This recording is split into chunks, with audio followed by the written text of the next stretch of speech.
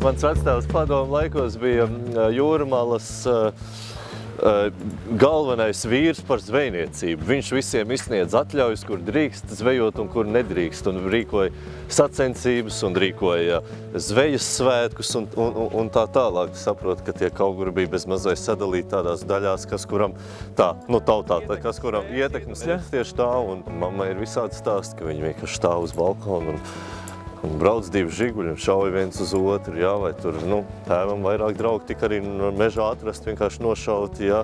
Visiem tur bija iesaukas, kas viņi visādiem bandītiem, visādi savi kličkas. Es domāju, ka jums apniks. Es nezinu, vēl gadu pasēdēsiet TikTokā un tālāk. Vēl 10 gadus sēdēsiet, stipri šaubos. Tā ir tāda laika nosišana. Un nosist laiku ir pats debīlākais, ko darīt, man šķiet. Nosist laiku ir pats stulbākais, jo tā laika nav daudz. Tā laika nav daudz šeit. Un atlikt lietas arī ir diezgan tāds gļēvums pret šo pasauli. Tu tā kā vienkārši labāk atsakies piedalīties savā pasaules veidošanā un radīšanā, vienkārši atkāpjoties un nositot laiku.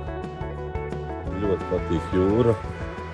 Man patīk braukt uz jūru, man patīk staigāt gar jūru, man patīk domāt pie jūras. Man nepatīk būt jūrā.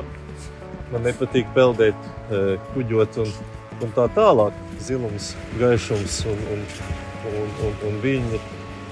Vienkārši laikam palīdz drusciņi nomierināties.